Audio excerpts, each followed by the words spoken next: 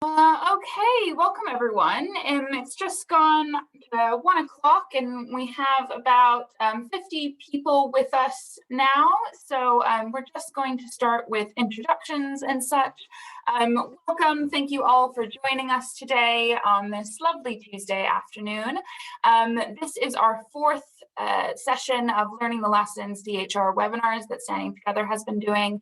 My name is Hannah Candy. I manage the Domestic Homicide Review team here at Standing Together.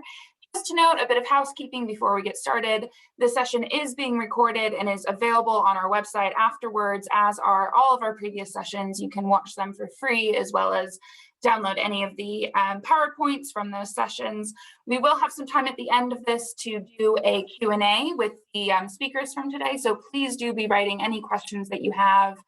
We also have the chat function if you just want to make comments, but any questions, please make sure you're putting in that QA bits, just so that we make sure that we can pick them up. If you are tweeting, please do at us and use our hashtag. Also, our email and website is on the screen, so if you want to get in touch with us, please do. Just in case anyone doesn't know, Standing Together is a national charity, and our aim is to end domestic abuse by changing the way that local areas respond to it.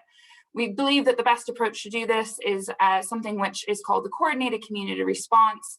We believe that a coordinated community response is absolutely vital in order to ensure local systems truly keep survivors and any dependents safe, hold abusers to account, and ultimately to prevent domestic abuse. We work with a range of professionals and deliver a range of multi-agency trainings. If you want to learn more about any of the work that we do or access any of the trainings, please do go to our website or email us and we can put you in touch. So at the end of last year, we launched a MOPAC research report which reviewed 84 DHRs across London, and in that we also interviewed local area leads regarding their DHR processes. That's what today is going to look at, that kind of latter part about the DHR processes. So first, I'm going to take you through some of that feedback that we had from those interviews and while doing that report, and the key recommendations from this. We're then going to hear from some speakers who are leading on improving DHR processes in their local area. So we're going to hear from within London in the 3-borough area, Shabana Kasuar and Anna Moores, and then from Hertfordshire, we're going to hear from Danielle Davis and Dawtry. So as I mentioned, please be putting questions in the tab. We're going to have lots of time at the end, and we can also, as well, if you email us or put it in the survey at the end, answer any questions outside of this as well. Right, so without further ado, just in case anyone is not aware of domestic homicide reviews, perhaps this is the first session that you're joining with us. This is just the legislation behind it. So they were established on a statutory basis under Section 9 of the Domestic Violence, Crime and Victims Act. It is the Community Safety Partnership, or CSP, a term which I'll probably, or an acronym I'll probably reference a few times, and as will the speakers today. But the CSP is legally obliged to undertake a review of all domestic homicide or domestic death cases within the borough. And we say death because that does include the deaths resulting from suicide where domestic abuse is known. This is people age 16 or over, and it's either a person whom they were related to or who they had been or were or are in an intimate relationship, or also it covers those that are members of the same household as themselves. The whole point of this is to learn lessons and improve agency practice.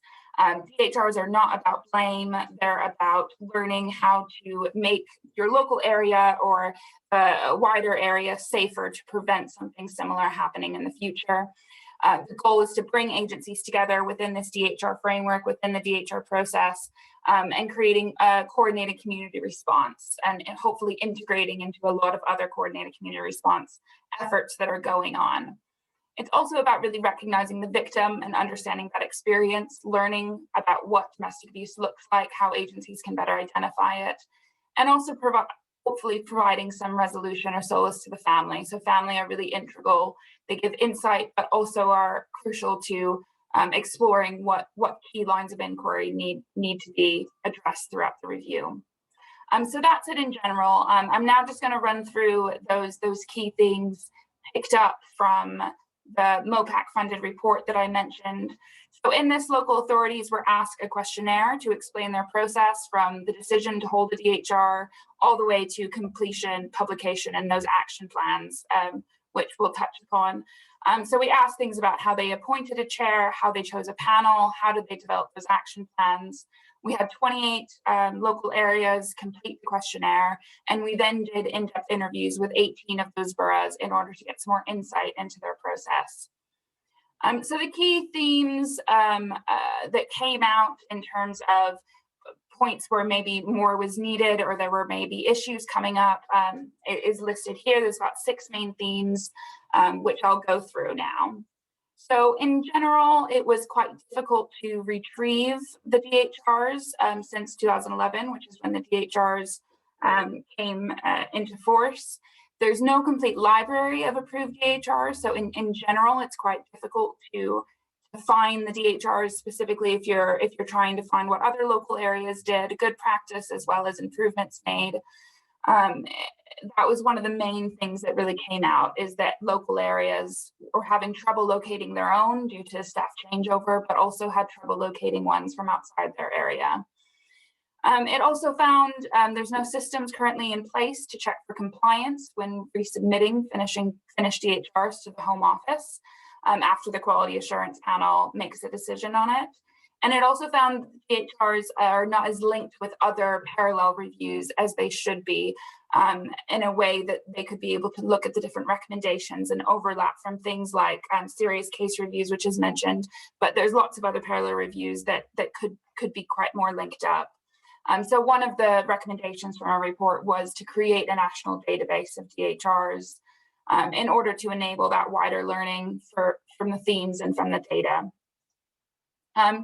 DHR chairs was also a big one that local areas fed back as having difficulties. So 20 out of those 28 boroughs reported difficulties finding a good chair and or having experienced past problems with chairs, and a few of the areas said that they wished that the Home Office would perhaps supply a list of recommended chairs, or there could be some sort of qualification or code of conduct that chairs would have to do in order to be a DHR chair. Crucially, I think this is a massive issue. They reported some chairs didn't seem to have a good understanding of the dynamics of domestic abuse and VOG, despite this being one of the core chair competencies within the Home Office guidance on DHRs. That is one of the most crucial things for chairs to have. But that kind of sense of checking and accountability they found was lacking. So the next recommendation was around DHR chairs having a code of conduct or a recognized qualification in order to help to address this. The next theme that we came out quite heavily for the boroughs was around the need for better intersectional lens applied both to the DHR report itself, but also to the DHR process. I won't talk too much about this because we had a whole webinar that was dedicated to this with Pragna Patel from Southall Black Sisters.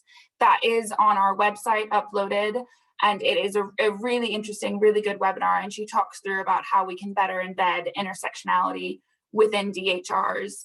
But I will highlight the recommendation that came from our report is that DHR panels really need to reflect the diversity of the borough as well as that DHR case. And there's a real dire need to include specialist agencies which are relevant to the case in order to be bringing that insight of the specific needs and experiences and making sure that those actions are actually relevant for the people, that survivors or victims that we're trying to service.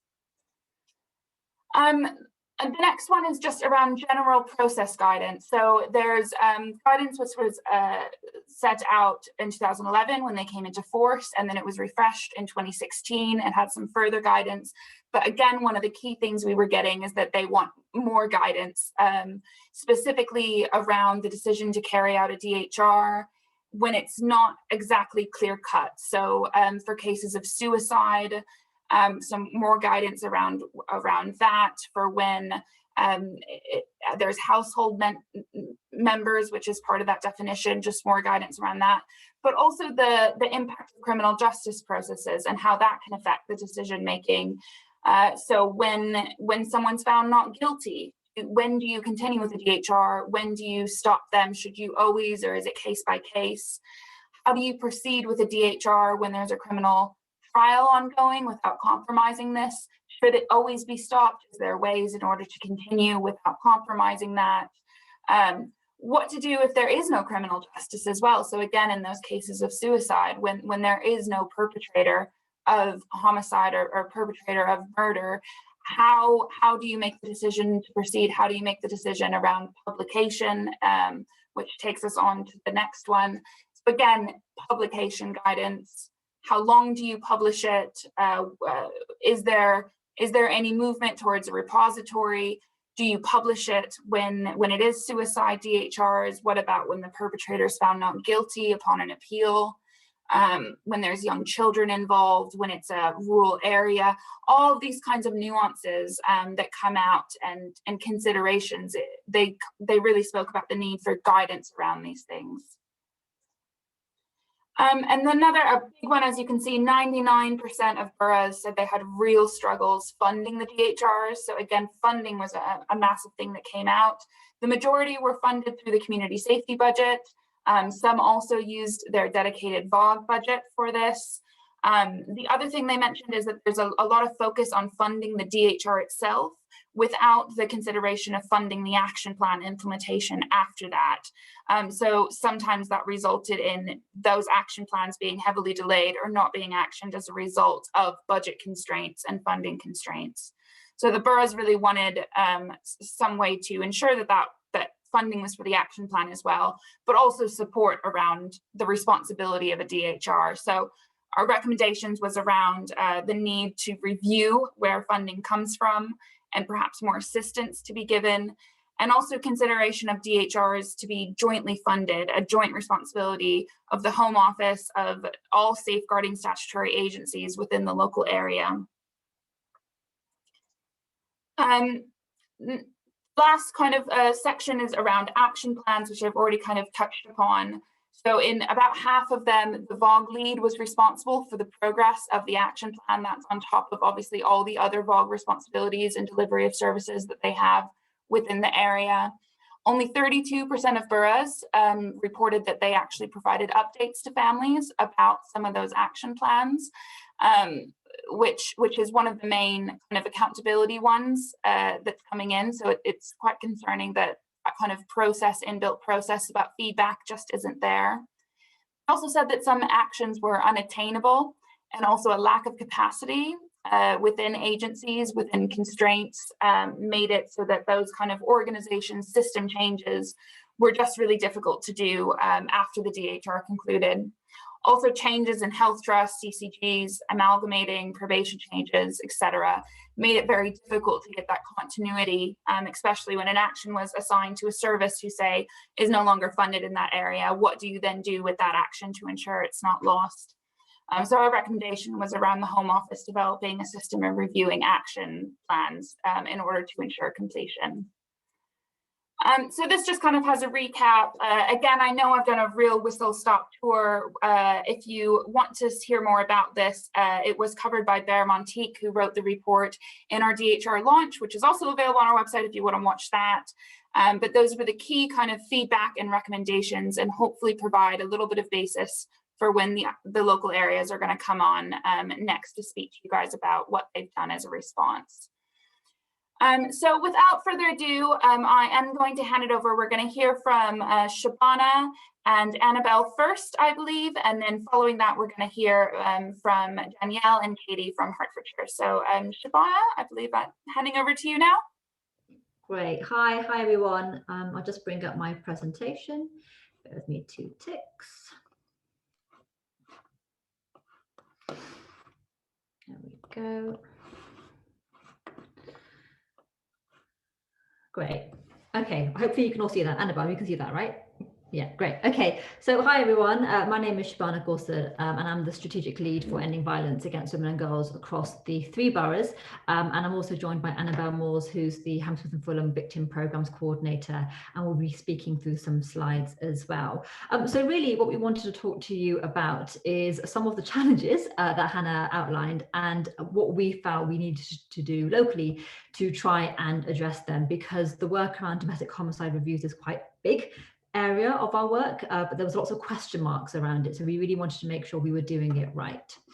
So before we actually get into that, just a little bit of background as to who we are in the 3 boroughs. This is the way we work. This is our governance structure, and this is who makes up our Violence Against Women and Girls Partnership. We've got a strategic board, which is attended by a range of different professionals, both statutory and voluntary community sector partners, and they feed into a range of different boards. So when we talk about domestic homicide reviews, we're making sure that it's fed into the various different statutory boards and isn't just sat alone on the side.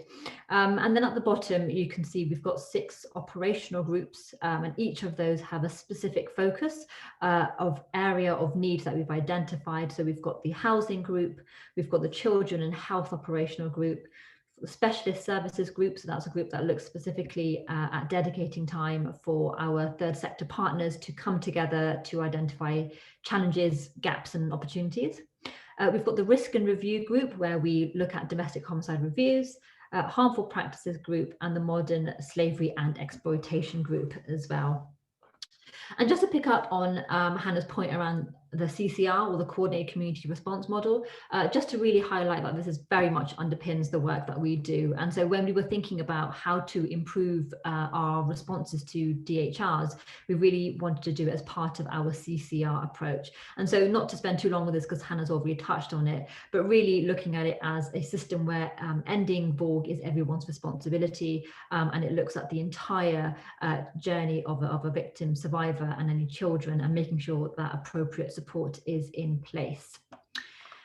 And then lastly, before I hand over to Annabelle, these are our main services that we commission. We've got the Angelou Partnership, which is a collective of 10 specialist agencies, each with their own specific area of expertise, that come together under one umbrella organisation called the Angelou Partnership. We're really proud of this partnership. It's nationally recognised as best practice, and if you see, there's a range of different organisations that make up that partnership, looking specifically at meeting intersectional needs of survivors coming forward. And then we also have the VORG Coordination Service, and this is where Standing Together comes into play, providing us with brilliant coordination of our courts around MARAC, and also some of the operational groups that I mentioned just now. So that's just a very brief overview as to who we are. I'm going to hand over now to Annabelle, who's going to speak briefly about what we were seeing with our DHRs locally. So Annabelle, when you want the next slide, just let me know and I'll change it for you. Thank you. Hello, everyone. If you can move on to the next. Thank you. So basically, we've had about 10 DHRs across the 3 boroughs since 2015, unfortunately. So when we looked at the DHR cases, we found that 8 were inter-partner homicides and 2 were adult family homicide. But we also, by reviewing our experiences of conducting and commissioning a DHR and the learning that came out of them, there were some emerging themes, common themes that we saw across all the DHRs that we had in the 3 boroughs. If we go to the next slide. So what came out of, by reviewing these cases, we set up a task and finish group where we looked at the various key themes that we were seeing that were recurring. And these are the main things that kind of stood out for us. There was definitely a lack of information sharing between agencies. There was inadequate risk assessment quite often, and a real lack of awareness around the dynamics of domestic abuse, where professionals on the front line supporting victim survivors were either not identifying domestic abuse or certainly didn't understand the dynamics of their situation. There was a real issue with them not asking the question in the first place, so therefore not giving the victim survivor the opportunity to disclose domestic abuse. And although there may have been policies and procedures that were in place, they weren't truly embedded. So professionals were not following the policies and procedures. The other thing that came out of that, there was a real need to improve referral pathways and signposting onto specialist VORG services and expert advice. Next slide, please. Thank you. We also came across some key challenges in terms of commissioning and conducting our DHRs, and Hannah highlighted this before, but there was a real inconsistency in terms of the DHR chairs. There seemed to be no benchmark or regulation around what a good domestic abuse chair looks like. They often had inconsistent knowledge and experience. They might not have particularly good knowledge around domestic abuse, the dynamics of domestic abuse, wider VORG experience and knowledge, and there was inconsistency in terms of their insight and experience around intersectionality. So that was a real issue for us. There was also, and again, Hannah touched on this, there was a real emphasis on writing the report, but no real funding put into implementing the learning through the action plans. Part of the issue was also around the need to establish clear lines of accountability for completing actions and making sure that you can escalate if actions are not completed. And there was a real need to ensure that we're using the learning from these DHRs as part of a system change, and that it feeds into other areas of work. And then finally, there was this need for a national best practice, and that we learn from national best practice and share our good practice to ensure that there's some consistency nationally in terms of how we approach a DHR. I'll hand it back over to Shabana now. Thank you. Great, thanks, Annabelle. So those were the challenges that we face locally, and as Hannah's already mentioned, clearly these aren't just things specific to our 3 boroughs, it's something that we were seeing nationally. And so what we decided to do as part of this task and finish group that Annabelle highlighted was to really come together and go, right, what can we do to sort this out? In the absence of having clear national guidance, shall we say, what can we do locally to try and pick up some of those challenges? And what we decided to do was develop a domestic homicide review protocol. And we're really proud and excited to be sharing this with you, hot off the press, so to speak. It's an ongoing process. It's constantly going to be reviewed. We're going to make sure that it is relevant and is appropriate as we go. But what we wanted to do was just kind of share our thoughts with you and explain a little bit about what the protocol contains. And so really, as you can see from the slide here, the protocol consists of 5 key stages where we felt there needed to be a bit of tightening up in the way that domestic homicide reviews are conducted. Stage 1 is around how the DHR is actually commissioned, picking up on Annabelle's points around have we got the right person in place to lead it. The other thing that's worth highlighting is because we are based in the 3 boroughs, we're unable to go to standing together to get us a good chair. And so we had to kind of blindly go out and put our feelers out, which is always a bit tricky. The second stage is around the actual review itself and how it's conducted. Stage 3 is the overview report and what's actually required for a fit for purpose report. Stage 4 is understanding the process around completion and sign off. And then stage 5, really key, and again, picking up on Annabelle's point around once it's published, what actually happens with the learning, thinking about dissemination of that learning. Excuse me.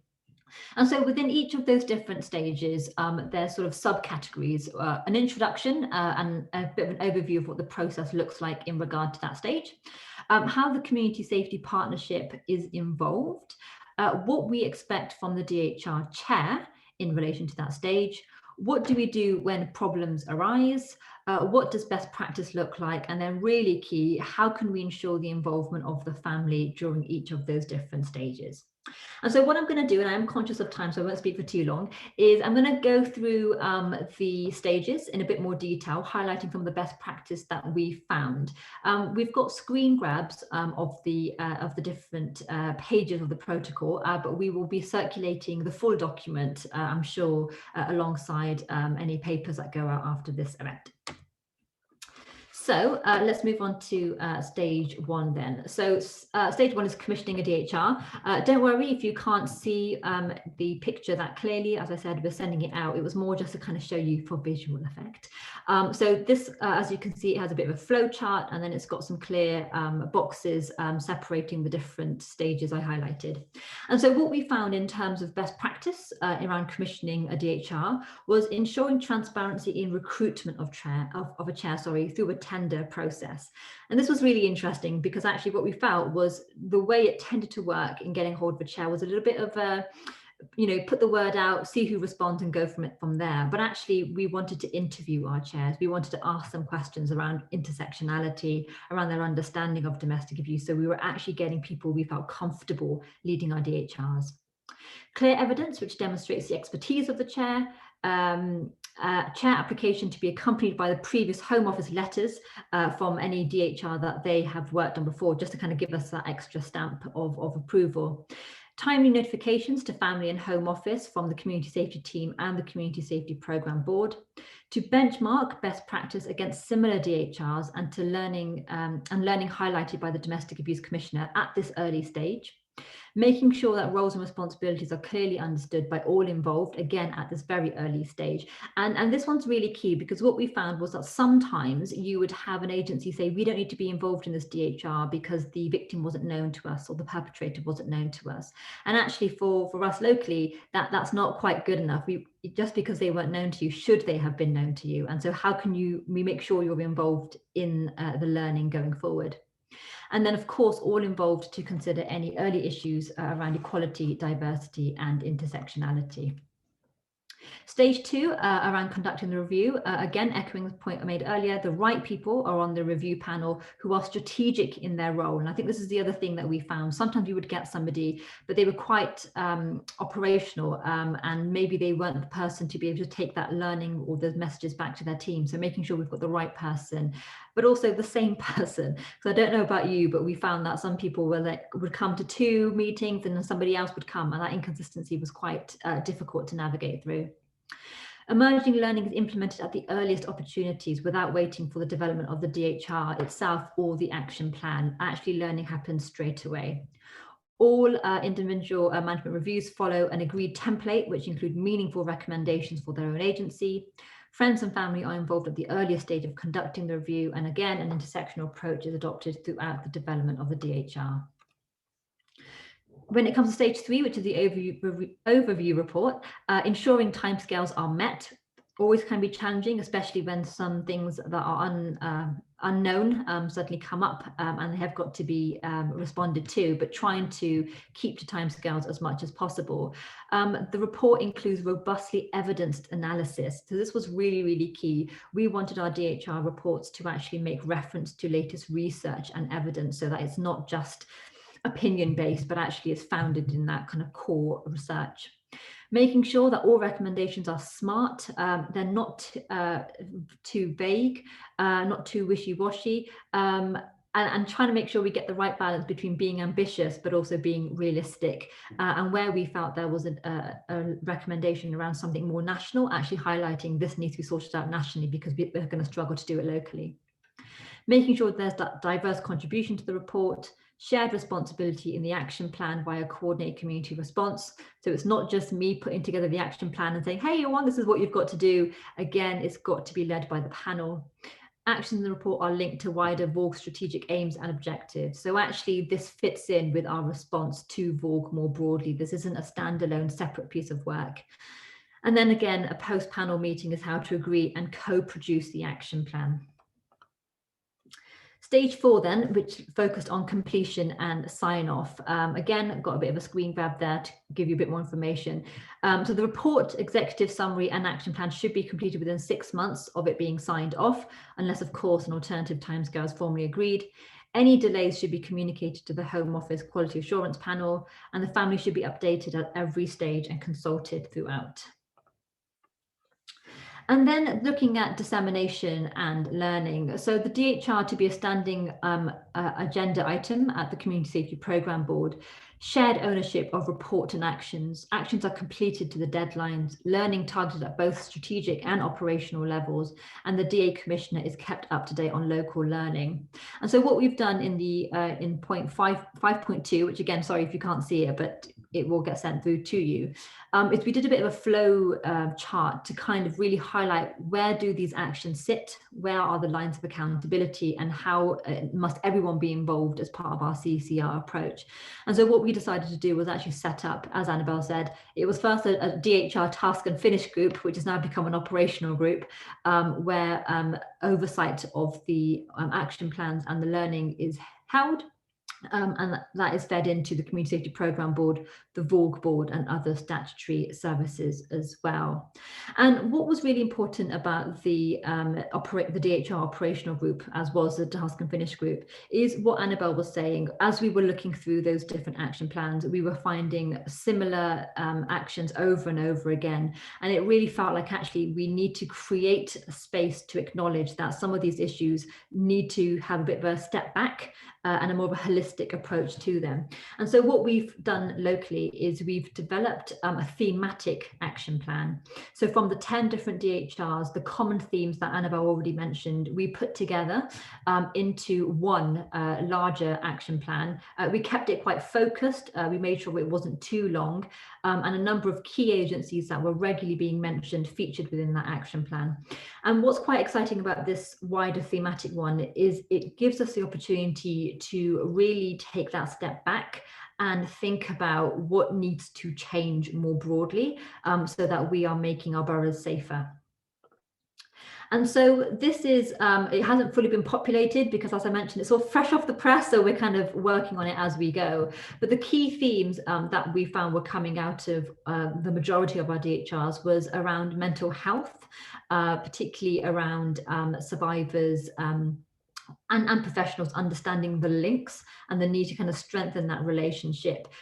Also recognizing that the approach to VORG and the approach to mental health, the models can be quite different. And because of those different cultures, the need to kind of set time aside to look at how to strengthen that relationship. We found an ongoing theme around housing.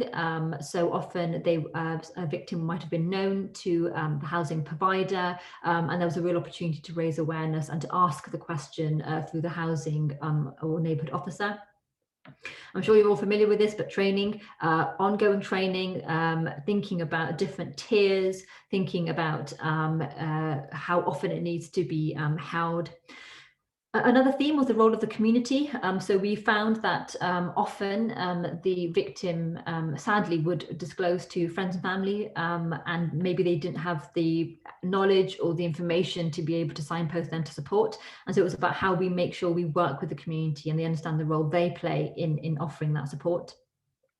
GPs, really important, especially with particular cohorts. What we found was that with older women especially, they are more likely to go to the GP and disclose perhaps not domestic abuse, but feelings of anxiety or depression, rather than go to a specialist domestic abuse service. And so thinking about how we can make sure GPs are thinking about domestic abuse and responding to it. The needs of children and young people, particularly looking at things like child abuse. In those cases, are we asking questions around domestic abuse and what is the role that plays within children's experiences? Perpetrators is a massive one. We know locally that we need to do a lot more around engaging with and holding perpetrators to account. Definitely challenging at a time where funding is limited, but we've identified it as a need and we definitely want to develop some work around it. And then lastly, adult safeguarding. So there was some real themes coming out around a need to re-clarify, what are the roles and responsibilities under the Care Act, what are the thresholds, and what are the opportunities that adult safeguarding professionals can pick up on domestic abuse.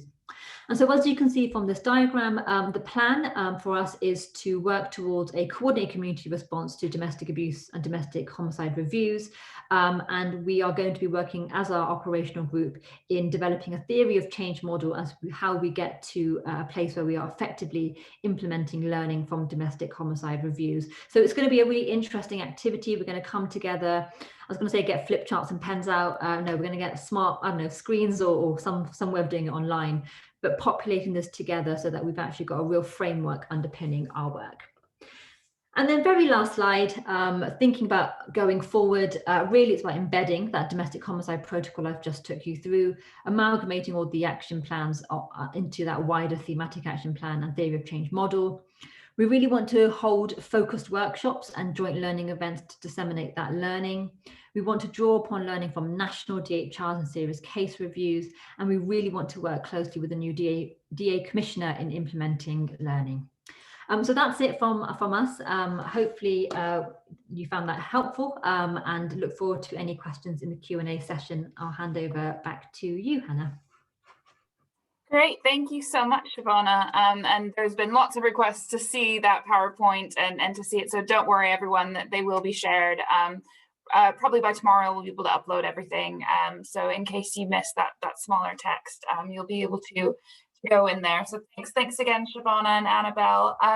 Next up, we'll hear from Danielle Davis and Katie from Hertfordshire on their local area and the processes they've been putting in place. So without further ado. Thanks, Hannah. Can you see and hear us okay?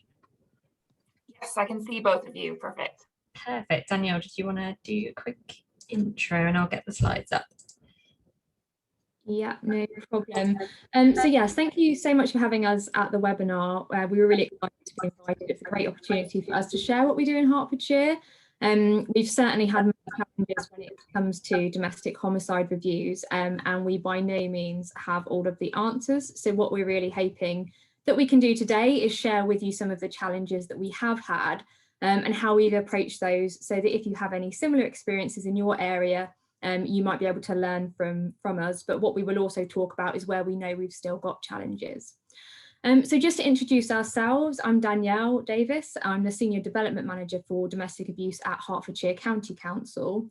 And my role is to oversee our overall approach across the county to domestic abuse altogether. So that includes commissioning services. We commission the IDFA service and our safe accommodation services, as well as domestic homicide reviews, which I sit on as a substantive panel member in my role as a commissioner as well.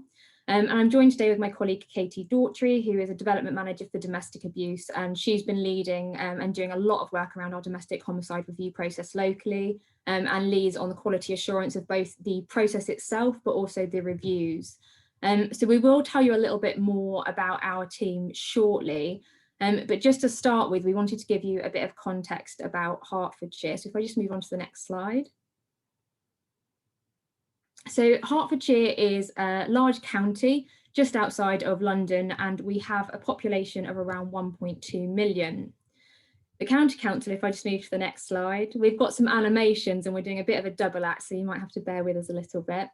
The County Council is a Tier 2 local authority, so we work with 10 local district and borough areas. And that means that we have 10 community safety partnerships, which is obviously really important for us to consider in terms of our role and responsibilities when it comes to domestic homicide reviews locally, as of course the community safety partnerships have that oversight and statutory responsibility for commissioning domestic homicide reviews. So we will talk about that and how we've overcome some of those challenges shortly. But just before we do, it'll be really useful just to give you a bit of context in terms of the volume of domestic homicide reviews that we've seen and a little bit about them.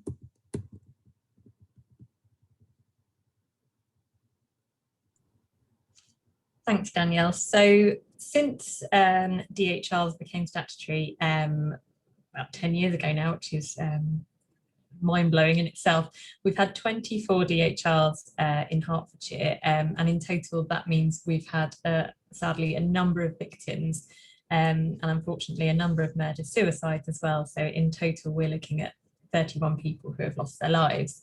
In those households where there was domestic abuse, there were 29 children in that household. So that it's a horrible number, I'm sure you'll agree, but I think it really just shows that it doesn't end with the homicide, that the impact on those children continues, and we've seen it continue for sadly many years after the homicide as well.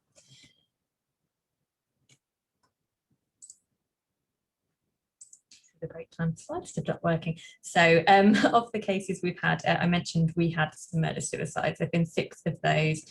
Generally, in all of those murder-suicide cases, it's women that have been killed by a male perpetrator who then kills themselves, which sadly is quite common. 12 of the cases involved intimate partner violence and 5 involved familial abuse. So in one case, we had a child parent. In other cases, the perpetrator's been a half-sister, a brother, a son-in-law, and in another case, it was a father to an adult child. So I feel like I'm using lots of numbers and graphics, and this really does bury the fact that there are people behind these. So please forgive me for that. But when we look at the gender of the victims that we've seen in our DHRs, 13 of those victims have been women and 4 of them have been men. And I think this just reflects that women are unfortunately disproportionately affected by domestic abuse. We all know that, and you know, violence against women and girls is more broadly a pandemic in itself. In terms of the sort of themes that we've seen in our DHRs, and I guess around the difficulties of victims getting the right help at the right time, we've put together those in this slide here. So on the top left, we're thinking about heightened vulnerability to victimization. We've seen things like mental health issues, physical health difficulties, alcohol, and a lack of housing to really pose problems for professionals helping victims. And oftentimes they won't identify domestic abuse as a factor in the first place, or wrongly attribute the domestic abuse to those additional needs.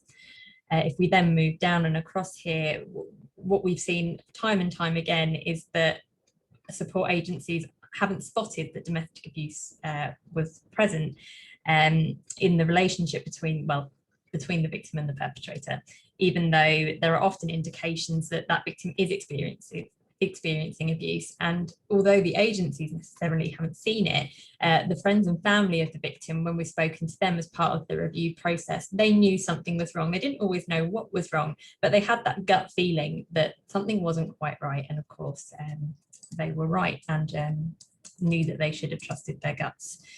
When we looked at the sort of risk levels, as our London colleagues have said, in some cases risk assessments weren't conducted at all, which is obviously a bit of an issue in itself. But what we've found is that where there is lower levels of risk in terms of a risk assessment and the outcome of that assessment, it's been more difficult for professionals to signpost victims to support. And that says really more about our service landscape and what we've got in the county, where the focus really is on higher risk victims. So that's been a really big point of learning for us, and is really influencing our commissioning going forward. Information sharing has been another issue, and I think I've heard this from, I don't think I've spoken to anyone who hasn't said this has been a problem in their DHRs, where everybody has a little bit of the puzzle, but it's only when you put it together that you really see the true scale of the abuse that victim was being subjected to. So that's something we've been looking at as a result. And then lastly, again, London colleagues have sort of said this already, but that awareness of the signs of domestic abuse, or what to do when those signs are spotted, having that conversation and asking the questions, is everything okay? That's been really lacking in some of the cases that we've seen in Hertfordshire. In terms of the DHRs we've had, only 9 of the 24 that we've conducted, or 38%, have been published. So any of you that are really good at rapid maths, that means we've got 15 domestic homicide reviews on the go at the moment, with 6 having been returned by the Home Office, which is something we'll talk about perhaps a little bit later. So Danielle, I'll hand back over to you to talk about our governance structures. Perfect, thank you. So yes, to go back to the process itself and why we started looking at it, obviously that number was quite concerning to us. Katie and I and our teams established in 2019, and at that time, as Katie said, we had quite a high number of reviews that were being returned to us from the Home Office due to their quality. So we know we needed to improve them, and we believe the answer to that lay in our process itself.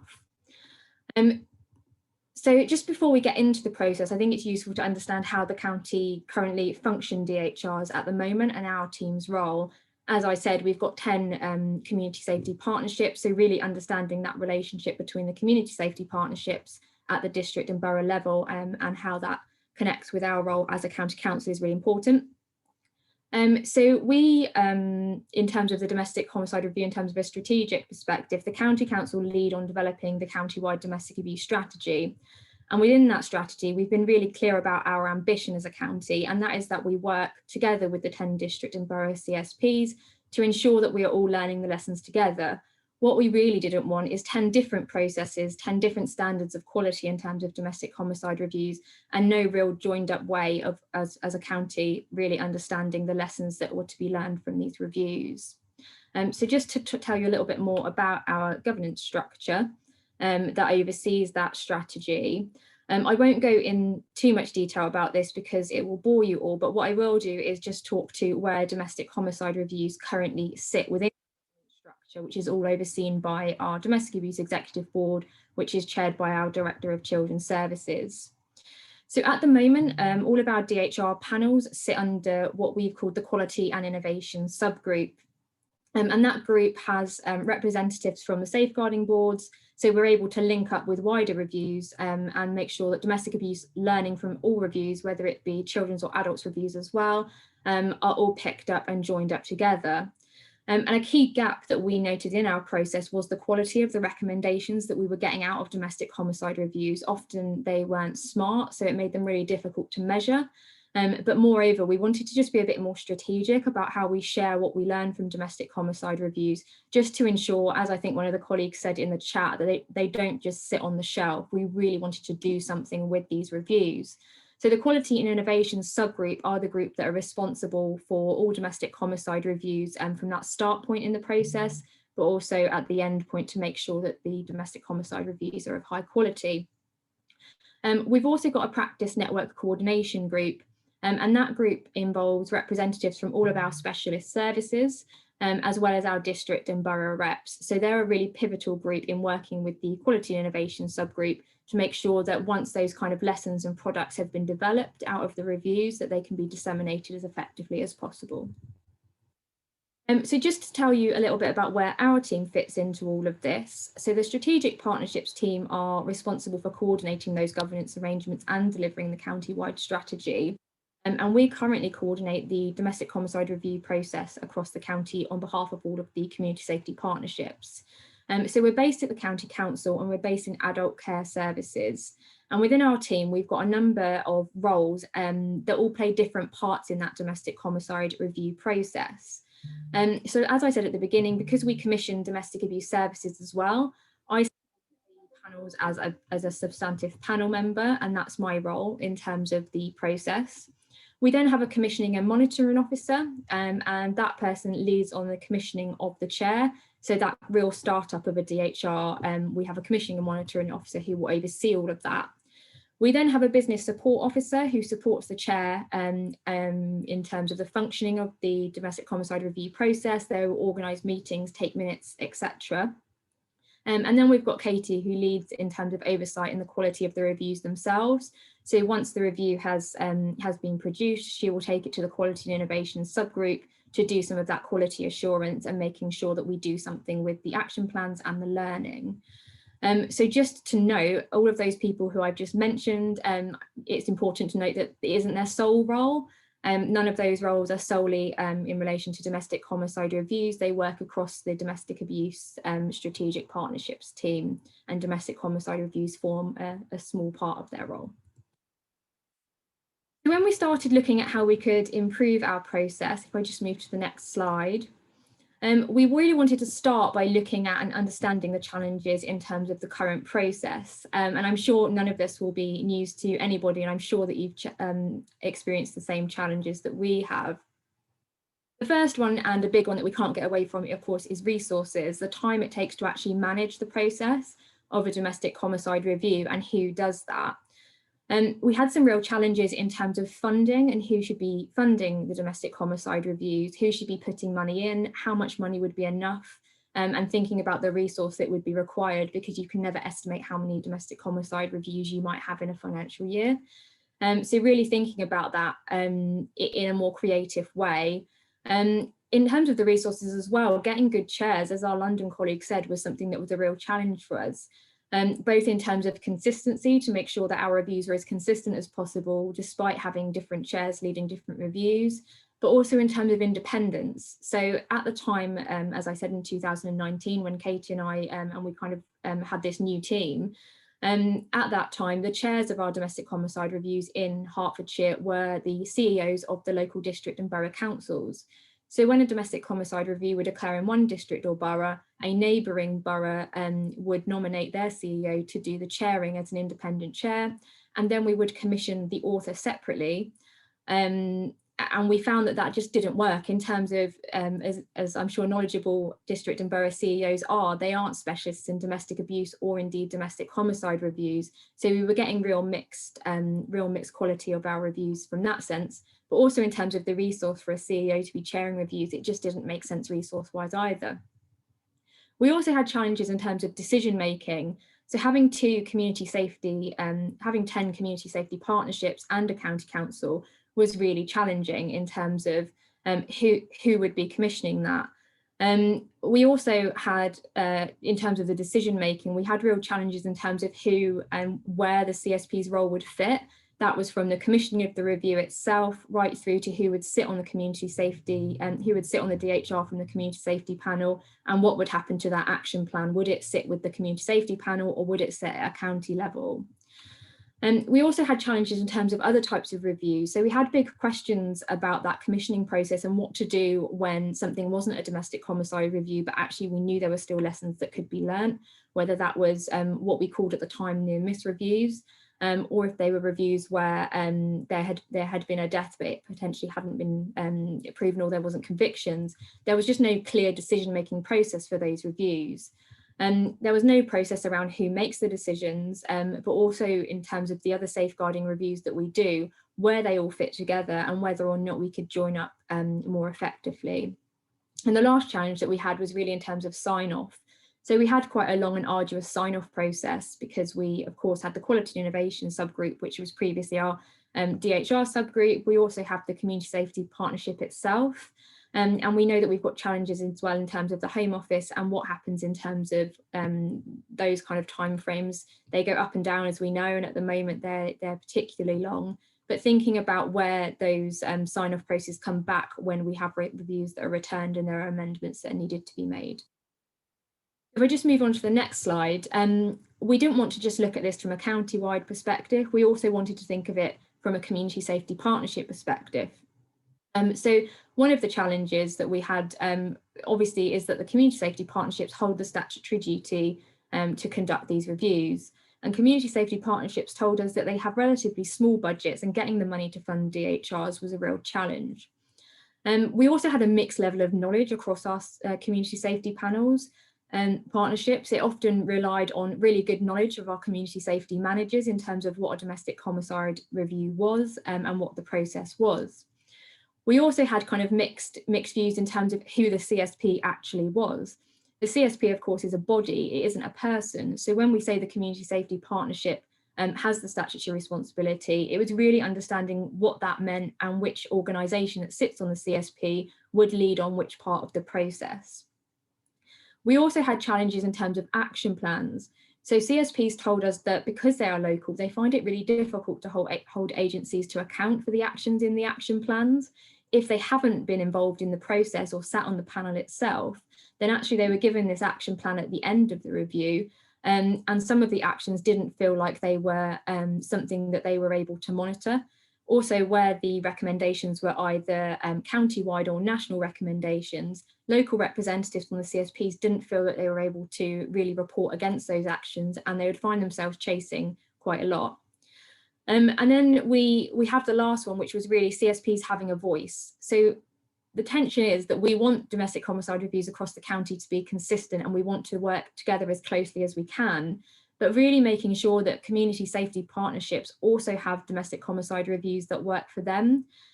We did speak to community safety partnerships who did describe that they feel almost as though they were being done to than done with. So that can create a real tension in terms of the relationship between the Tier 1 and Tier 2 local authority.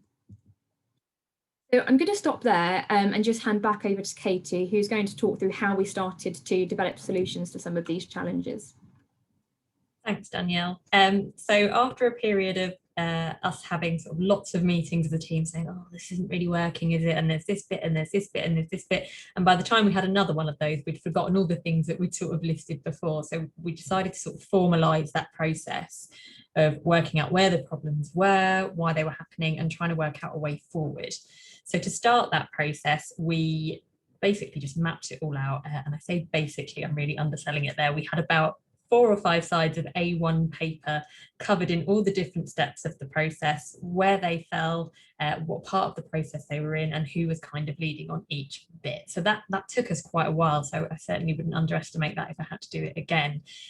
We then sat down both as a group and with our CSP partners and with other people that are sort of just general stakeholders in that process, like panel members and regular people involved in that quality assurance process, to identify, right, where are those problems, where are they occurring, and most importantly, why? Because normally there's not just one reason for why something is a problem. That's why it was really important for us to talk to everybody.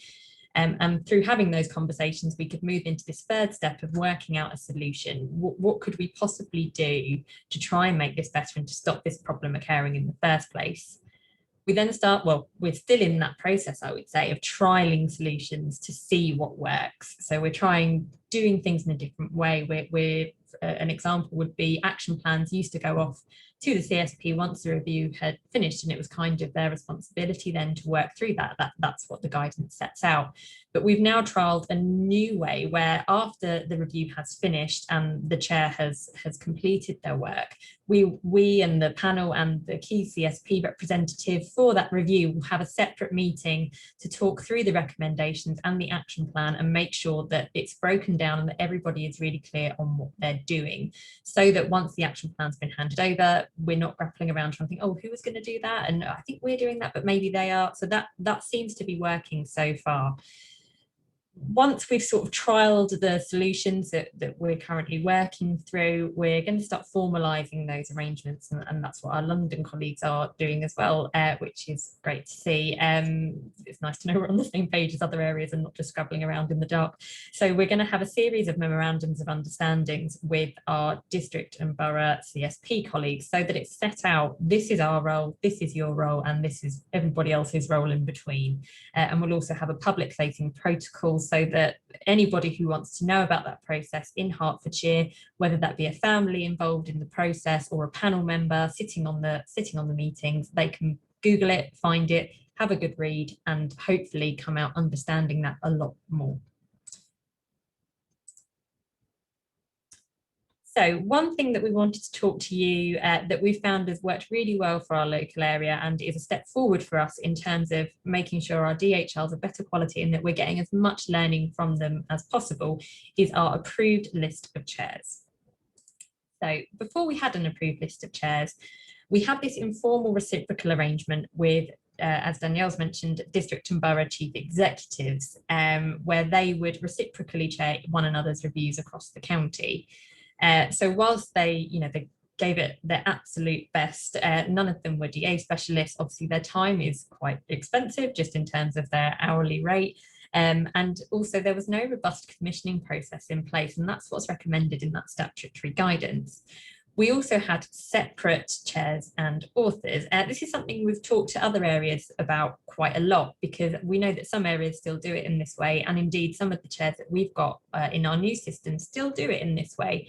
But we thought we would like to move towards that one person leading on the chairing and authoring, just to make our arrangements a little simpler. So we're currently still seeing how that goes, but so far so good.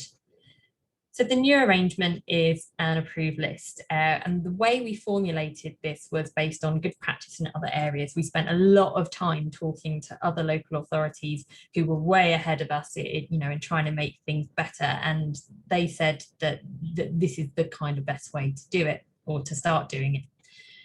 The chairs have to apply to be on the list, as mentioned in the previous presentation.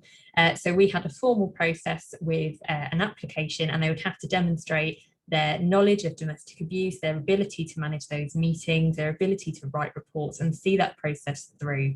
And we got a really good pool of applicants that applied, and we were able to sit down and jointly evaluate those with our safeguarding colleagues and health colleagues to try and identify people that we felt would be best placed to lead our reviews in Hertfordshire.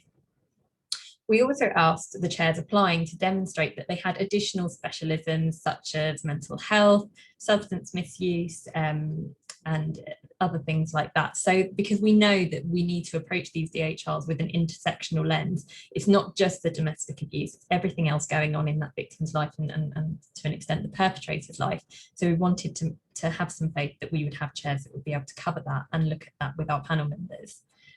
We also wanted to link up with safeguarding adults reviews and local child safeguarding practice reviews, because what we'd seen from existing reviews in Hertfordshire from our safeguarding boards were that there was a lot of overlap, and we weren't necessarily always involved in each other's reviews where there was a safeguarding issue or where there was domestic abuse. So we wanted chairs that could kind of cover all of those review types, so that we knew if we needed a joint review, we would have people with the skills to do that. So the benefits of this, we thought when we put it together, we know that the Domestic Abuse Commissioner is going to be having a role in quality assuring and looking at domestic homicide reviews and their quality. So we wanted to make sure that we were ready. It's also clear in the guidance that you have to have people with that skill and that knowledge. So we wanted to make sure we were compliant with the guidance. And thirdly, and probably the most important, we wanted good quality reviews. We just felt that we weren't getting as much learning out as we could, and we knew that that needed to change. We wanted better reports, a process that worked better for family members, and just the skills that we needed to get through that process. So payments was then our next big question. How do we pay chairs? We'd seen lots of different processes for this in other areas. So the first option we looked at was tiered payments. In this case, we thought, right, if there's a lighter touch review where agencies don't hold much information about those involved, and the focus really is on opportunities to develop current policies and procedures, we'll price that at the £6,000 mark. If a full-scale review is conducted, and that needs to be within the Home Office guidance, that will be at the £8,000 mark. So that's where there's been significant agency interaction or substantial issues which really need to be addressed as part of the review process. We then would have a £10,000 cap for the most complex of cases where there has been an exceptional amount of agency contact and there's considerable issues requiring a lot of in-depth analysis. The other option we looked at was tiered payments. So this is where we would pay a daily rate based on standard working day and on the standard time to complete a review. Travel expenses may or may not be included, and chairs would be required to invoice for their time. So the option we went with in the end was a fixed cost option. So more like this model here. We set the review at a standard of £8,000 fixed cost, and then we'll go up and down based on the particulars of the case. And we give the chair that ability to challenge us and say, well, actually, I think this is a really complex case, or actually, I don't think this is going to take much of my time. So we have that flexibility built in. And I guess at this point, I'm conscious that some of the people that had these conversations with me about these models are probably on the call. So I just wanted to say thank you. And also at the time I spoke to you, I don't think I had much commissioning knowledge. So I probably asked you some really, really stupid questions. So thank you for bearing with me. And yeah, just thanks really. So how do we identify chairs? We have a full approved list. It's basically a big fancy Excel sheet with lots of filters on it where we have chairs' names, their specialisms, how they scored during the application process, and just any notes or interesting things we've picked up on from their application. So we will look at what the victim's life was like, what was going on, and we'll choose a candidate based on who we think would be best placed and has the relevant knowledge and skills. So we use that £8,000 where, and I think I've said this already, where the review is complex, they can request an extra payment. And so far that's working quite well. So this is the last slide, because I just wanted to mention we have that list and we sort of always got one eye on the future that what if this list isn't good enough either. So we've got some ongoing quality assurance measures in place where our panel will kind of complete an evaluation of the chair at the midway point to let us know how they think that review is going, and at the end so they know they can have that opportunity to say, well, I perhaps didn't like this chair, or their knowledge of mental health wasn't quite as good as we thought it would be. We then keep a sort of ongoing score of their performance as we go along, and we also score them based on whether their report is accepted by the Home Office. So that's everything on our approved list. I'm happy to answer further questions as part of the panel later, and I'll just hand over to Danielle to finish with our future plans. Yeah, so just to finish off, like I said at the beginning, we certainly haven't got all of the answers, and the approved list is one way that we are hoping we have been able to overcome some of those challenges that we've spoken about, but we're more than aware that there is more that we need to do, and we have a plan in place over the next year. So our priorities over the next year will be that we want to work with community safety partnerships. Now we have the approved list and framework in place, we'll be working with each of the 10 CSPs over the next year to develop a memorandum of understanding that meets the local needs of each CSP in terms of decision making and how they want their community safety partnership to be involved in each stage of the process. So from commissioning the chair and how they work with us in terms of the recruitment and the commissioning of the chair, through to who sits on the panel from the CSP and who is involved in that sign-off process and implementing the action plans. And as I noted in the chat box from one of the colleagues in Surrey, you've got a CSP toolkit, so we'd certainly be interested in talking to you about that as a potential model that we might be able to borrow with pride. One of the other priorities is the implementation of action plans. So I spoke about some of the challenges that we have in terms of how they're monitored. And I don't think that that's a problem that is necessarily specific to Hertfordshire. I think often the reviews are, the challenge is what will you do with them at the end? That's the part that often isn't resourced. So what we will be doing over the next year is thinking about how we can monitor action plans more effectively through the quality and innovation subgroup. So this will be twofold. First of all, we will put in place a framework in terms of reporting against action plans when they've been completed. So we have an action plan tracker at the moment that we've developed and are using. But we will also be working with public health because we want to go beyond just looking at whether the actions were completed or not, but we want to start measuring the impact of those actions and the impact of the learning of these reviews, because they're a massive investment, and we really want to make sure that we are learning the lessons and not just completing action plans as tick boxes.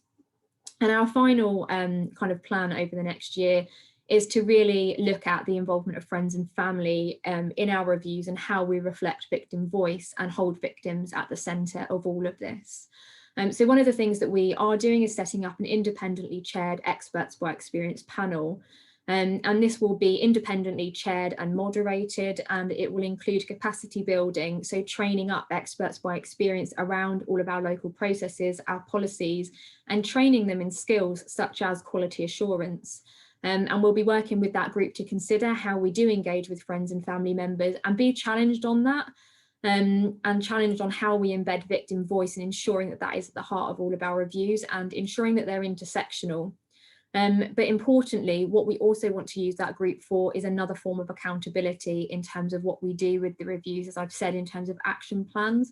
But ultimately, we want this group to hold us to account to make sure that all of our domestic homicide reviews make real change, which to us is the point of these reviews and really should be at the heart of everything we do. So that's it from us. I'll hand back over to Standing Together. Thank you so much. It's been really interesting hearing about what's been going on in your area and really innovative practices going on to address it. I will ask everyone to come back though, because I'm not going to do any more talking. Don't worry. I'm going to go straight into the QA. We have a lot of questions that are coming through, so we'll do our best to answer all of them in the next 25 minutes. But if we don't get to your question, please do email us. I'm sure the panel will be more than happy for me to forward on any questions to them to answer outside of this. So if we don't get to it, yes, don't worry. I think the first question that was asked was around Home Office quality assurance time and that delay of quality assurance. So quickly, I'm just going to pop in actually on the 29th, so in a few days, AFTA is launching their DHR network. And I know that there is going to be someone from the Home Office who's doing a presentation on the DHR quality assurance process, and that has a Q&A. They might be better equipped to respond to that question than I, but I don't know if any of you want to make any comment with regards to any things you've maybe done to try to help alleviate that QA process, or just in general, any comments around that? I don't mind coming in. Yeah, it's really tricky because obviously you do everything that you need to do. You send that off and then you're just sat on your hands. I think it's something which we've discussed with Standing Together as a need to kind of like escalate with the Home Office, because really there needs to be some way of improving that, because we are waiting months on end to get DHR signed off, and it's just not really good enough. Having said that, I suppose what we prioritize is making sure that we are embedding the action plan and we're doing the learning, and we are not letting that decision or waiting for that decision hold us back. But we do feel a little bit powerless until we get that sign off. But I suppose, yeah, it's understanding that that sign off allows us to publish, but it doesn't stop us from doing the work. Absolutely, great point. Unless there's anything else, I'll move on to the next. Great. We got a lot of questions around DHR chairs. This is definitely, I think, on a lot of people's radars. So I'm just going to kind of group a few of the questions together so that we can get off as many questions as possible. So in essence, the questions around how do you find a good chair, especially ensuring that they're independent. So how many times do you let a good chair do a DHR in your area before they're no longer independent? One of them asked about the process of removing chairs from the approved list, which I think you've already touched upon, but it mentioned as well, does not passing the Home Office Quality Assurance Panel several times also factor into that? A few have asked if there's a description of the requirements of being a chair. I assume this is on top of the Home Office guidance, so if there's any additional requirements. And another one also asked about if you were able to find HR chairs of BME background or with domestic abuse experience, women, non-police officers, or do you feel that there's a gap? So I hope it's okay that I've grouped quite a lot of questions together, but it's basically general chair questions. How are you finding good ones? And what's that process look like? So should I hand over to, does someone want to take it first? Yeah, Katie, great. Yeah, happy to. I probably won't address all of those, but I'll try. I'll probably forget half of them halfway through.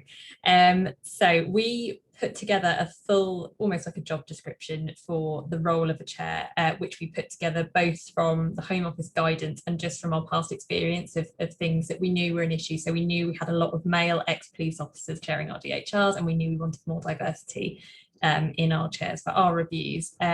So we made it clear that we needed extra specialisms on top of that sort of domestic abuse expertise, but we also made sure that they demonstrated that domestic abuse expertise in their application, otherwise they weren't successful, and there was a whole scoring system to make sure that we only kind of got the cream of the crop.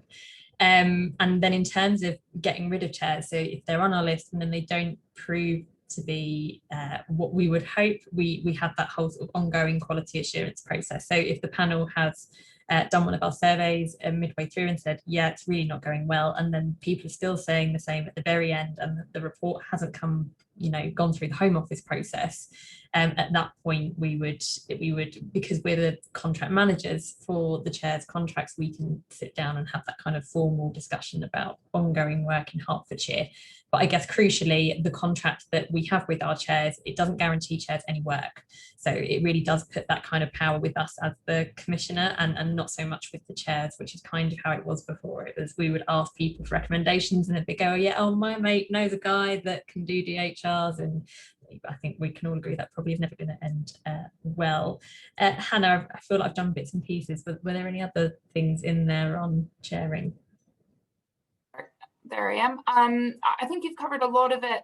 I suppose the other one is, how many times would you think before a chair is no longer independent? And I think the other one was about, that call for more diverse chairs. Was that successful? Were you able to kind of recruit a good range of chairs? In terms of the independence, yes, we were really lucky. We got a good number of women, which I was really pleased to see. Lots of them with quite a long history of working in the domestic abuse sector, in operational roles and strategic roles, but also with lots of other experience, such as working in the mental health sector, other really interesting and relevant areas of work as well. In terms of the independence, we asked that they haven't worked for any Hertfordshire agency within the last 5 years. But in terms of, that's a really good point actually about how many times we would let them do a review. That's not actually something we'd thought of, so that's something we'll take away, I think, from this. Thanks. And Annabelle or Shabana, do either of you want to come in and talk about your process? You mentioned that you did an interview panel. I don't know if you want to speak a bit more on that, or perhaps who was on that panel as well, what sort of agencies or kind of buy-in you got from that? Yeah, I'll come in because I led on this, Annabelle, but you chip in, please. So in London, the way we kind of do it is, as I mentioned, because we can't get standing together to be our chairs. So FYI, others get standing together to do it. Why not? They're brilliant. But because we aren't able to use that resource because of independence, we kind of use the London network and the coordinators forum to kind of ask each other or my counterparts in other boroughs who worked well for you, who didn't. And then, yeah, we kind of have an interview process. It was a two-stage. It was an application process. In the first, this is an application, and then it's an interview. And the interview is by myself and also my colleague who works for a specialist service. So making sure that from the very start, and I think somebody also mentioned this in the Q&A around getting that balance right between statutory and like voluntary approach, making sure that it's very much a dual collaborative approach from the start. And what we found was really interesting in doing those interviews actually, and quite shocking as well. So a number of the people we interviewed had done numerous DHRs before and were struggling to answer the question around what is intersectionality, what is domestic abuse even, dare I say. So it was really helpful to kind of have that in place. The quick point I will make around diversity, I completely agree. I think it's so important that we have chairs with different lived experience and expertise to be able to bring that to a domestic homicide review. And I do feel it does tend to be overly pale, stale male. Sorry, I said it. But what I will say is to just be a bit mindful, because there have been times when it's about also getting the person with the right expertise in. And when we think about diversity, it's not just getting a person of colour to come in and do a DHR. Actually, it's making sure that we get the best person of colour to come in to do it. Because, I mean, I've sat in on chairs where somebody who was South Asian and they were chairing a DHR where somebody was Black and they weren't really questioning their own anti-Blackness within that. And so let's not just assume that if somebody is from a particular minoritized background that they are able to get the insight. That doesn't allow us to rest on our laurels. It's important that we are proactive as part of that. So yeah, vetting is a real great way of trying to ascertain whether we have got the right person chairing the report or not. No, that's a great point. And that also points to the need to make sure you have a panel that is representative and has those specialist services as well, so that it's kind of that shared responsibility to ensure that the right analysis is happening. Thank you guys so much. I'll go one by one questions because they're not as groups now. So the first question from Anonymous: how will the recommendations be followed up regarding implementation across all boroughs, and who has responsibility? So I think in general, those not just local, but the ones that stretch across perhaps your area and another. Would it be the VOG sector, police, community safety partnership? And alternatively, how do we ensure that the report isn't just left lying on some shelf? Does someone want to take that one first, around kind of implementation of action plans and ownership of actions across areas? I don't mind speaking on that just from a local authority perspective, because obviously we work really closely across the 3 boroughs, and we do that thematic action planning, and we develop the DHR protocol across the 3 boroughs. But I work for Hammersmith and Fulham, and I need to take ownership of my actions. So we have a DHR tracker, and we have a progress and scrutiny group where all the senior people within the different departments, social care, housing, they have their own individual actions that they need to complete, and they need to update me on them and where they're at with them before we meet. And when we meet, if they're not on track or something's gone wrong, we can discuss that, we can work it out, and if we need to, we can escalate it. So we own that ourselves in-house. I basically manage the tracker, I speak to them, I liaise with them, I coordinate the meetings, and then we feed back into the thematic action plan and the wider group. So there's we've got 2 levels, if you like, that are overseeing that, and then obviously any issues would go up to the community safety partnership. So that's how we do it. And Danielle or Katie, do one of you want to address how you do it in Hertfordshire? Yeah, happy to. So it's quite similar actually to what you've just described, Annabelle, in terms of how we do it. It is definitely kind of 2 levels of scrutiny in terms of action plans and implementation, because we have got those 10 CSPs that sit there and hold a statutory responsibility. So what we do is we go through our quality and innovation subgroup, So really, in terms of the action plans, it really starts through that domestic homicide review process, and actions obviously come out through the IMR stage for single agencies, and they also come out, so it's capturing all of those in that kind of end action plan. What we then do is make sure that we have made those actions as smart as possible, and that includes making sure that they're signed off, and each organisation that sits on the domestic homicide review panel as a representative, their task is to go away and ensure that if an action is placed on their agency, that it is smart and it's realistic. It can't be an action that can't be completed or can't be monitored. So we've really moved towards that kind of smart model of action planning. And once that's happened in terms of developing the action plan, how we monitor it then is through our quality and innovation subgroup, which has, in terms of the question around how we do that when it's county-wide, we have representatives from the community safety panel, and we also have representatives from all of our county-wide services. So all of our domestic abuse kind of organisations, the usual suspects, all of our health sector organisations sit on that panel. It's chaired by our director of nursing in terms of the CCG. So we've got really good buy-in at that group. And if there are any challenges in terms of actions not being completed or people not following up, it will be then escalated to the local CSP, and we'll write a joint letter to that organisation from the chair of the Quality and Innovation subgroup and the CSP, just to say this action hasn't been completed or we haven't got the updates. So that is it in terms of implementation of the action plans, but the implementation of the learning itself is probably a more complex question. No, thank you so much. And this is actually, I don't know if you have an answer for this. I'm just curious, how do you find implementation of national recommendations? Do you find that you get feedback from whatever national body that's been assigned to, whether it be the Home Office or kind of NHS England Health?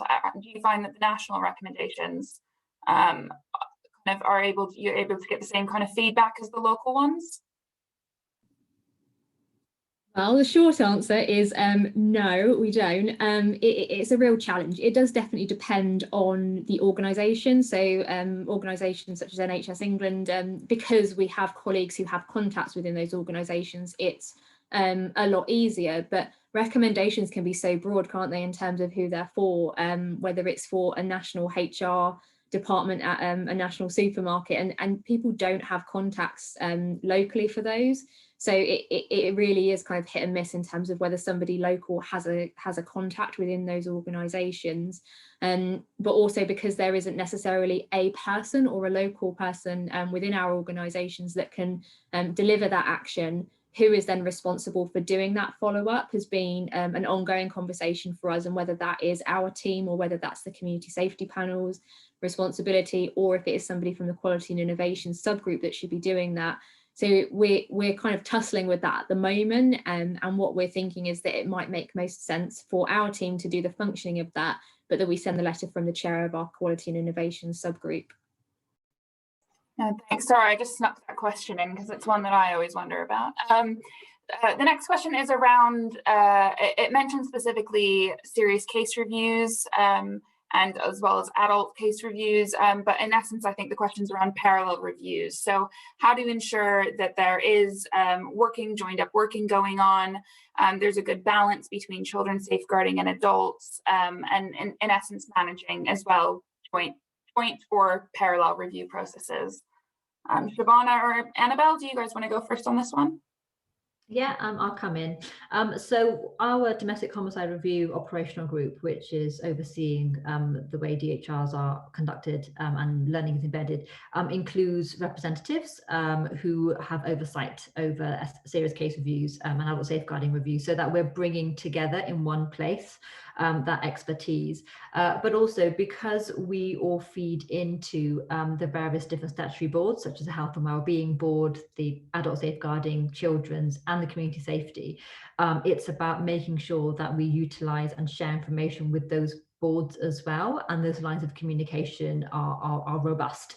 I think it's the thing that we're sort of trying to navigate through, and it'd be interesting to hear what Hertfordshire has to deal with this, but it's trying to manage the amount of meetings that are held as part of this, because the thing is there's so much we can do with this, but it's trying to get that balance right between having a separate meeting to look at this whilst also looking at where we can piggyback off existing meetings and utilize that as well. So that's kind of what we've done. We've looked at existing meetings that we can get a regular agenda item on, as well as, if we need to, and in this one case, we have set up a separate DHR operational group where we're bringing together the key people we need to.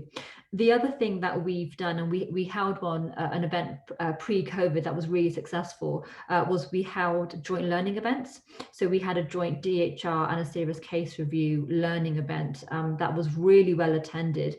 And it was just brilliant to kind of have in the room a real range of different professionals to look at that joint learning. So looking for opportunities like that as well. So not just about the coordination, but the dissemination of the learning is a key part of that. And then one last thing is what we've started doing more of is kind of, they're called like 7-point briefings, or like a kind of like a summary of the DHR on a page, and looking at, as we develop that, to make links with learning from, again, serious case reviews and adult safeguarding reviews, etc. So yeah, looking at a range of different ways we can strengthen that, both through events and being creative, but also through existing platforms and processes. Thank you. And Danielle or Katie, do one of you want to say what you've been doing in Hertfordshire, what you've been finding? Yeah, I think historically, and to some extent currently as well, if there is a need for a joint review, normally the DHR would sort of take precedence. And then if separate meetings were needed, then to address the sort of key points examined as part of a SAR or an SCR, they would be held. But I think the benefits of the list of chairs that we've got is, if two reviews were being carried out in parallel, we would appoint a chair who has demonstrated their ability to conduct both types of review, so that they can do that, and we're not asking a DHR chair with no knowledge of that sort of safeguarding review process to do that, or vice versa. So that's worked quite well for us so far, I think. But yeah, we've tried to map out, because we've not had one for a while, we've tried to map out that whole process sort of on a hypothetical, right? If we've got this is how we'll do it. So I guess what I'm saying is we're yet to test it, so we'll let you know. Absolutely. And just to say, Debbie Simpson has put in the chat as well that Bexley has recently set up a multi-agency panel between DHR, SARS and Children Reviews. So she says she can share her terms of reference if anyone's keen, so I can link you guys in outside this if wanted, I'm sure it is. And so grand. The next question is kind of a more general one about how have you found the impact of COVID on DHRs? So quite a broad, whether that be the process or the findings themselves, if you're at that stage with any yet. I think I did Shabana's first last time, so Danielle or Katie, do you want to go first this time?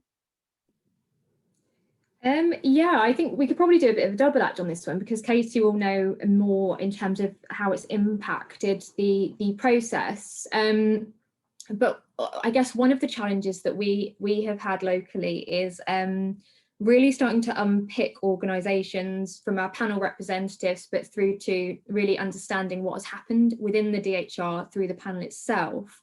We do a lot of training locally around understanding the dynamics of domestic abuse. And what we have found during COVID is that we've almost had to kind of really go back to basics and really understand and upskill our panel representatives in terms of understanding that COVID and the pandemic hasn't caused the domestic homicide review, it hasn't caused domestic abuse, and really understanding how we reflect on the impact of COVID for the individual family that have been involved within the domestic homicide review. So that's been a real challenge for us. In terms of the volume of DHRs, we haven't seen a significant increase over the last year from our previous years. And in terms of the process, and I'm sure Katie will have something to add on this, I guess our biggest kind of impact has been that we have had to move to virtual rather than our meetings being face-to-face, which in some ways has some benefits in terms of more people attending. But of course, there are also challenges in terms of that and making sure that we keep DHRs as personable as possible. So we've always been really keen to hold the victim at the heart of the process. And when we had our meetings previously, we would always have a photograph of the victim or survivor, well, not survivor, the victim in the room, so that we could hold them in our minds. So really thinking about how we do that virtually now, it was initially a bit of a challenge. It's also been a challenge in terms of timeframes and availability. So particularly for our health colleagues at the beginning of the pandemic, and we're still seeing some of that now, that the vaccine program's being rolled out, just the availability of people to be able to attend panels and do all the work that it takes outside of the panel to complete the IMRs, for example, was a real challenge. So we did have a period of time at the beginning where we kind of just paused some of our current DHRs and then restarted them virtually once people's availability freed up. And then just the last thing on the timeframes as well has been obviously the Home Office quality assurance processes. They have also been elongated because of the pandemic. So that's had some impact in us getting our feedback.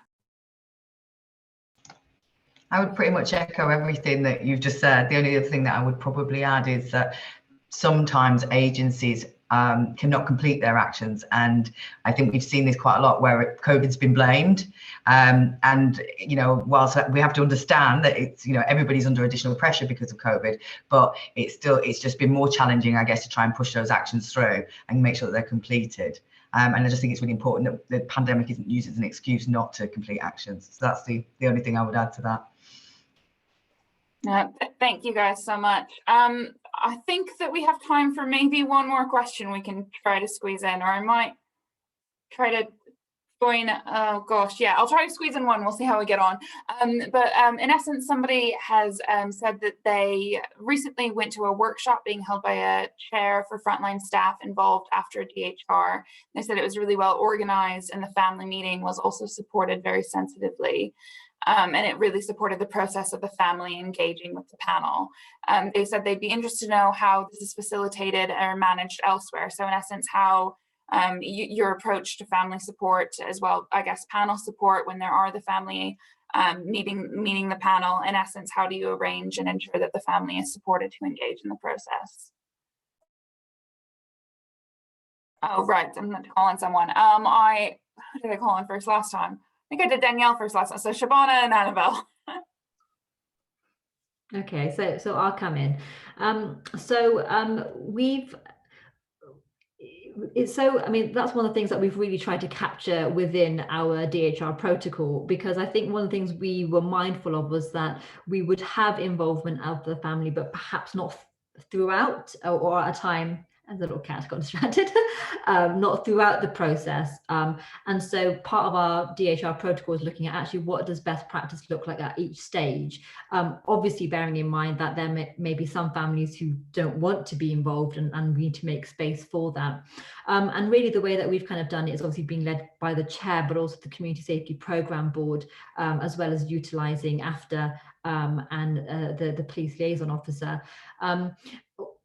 I think that's definitely an area that we want to do more.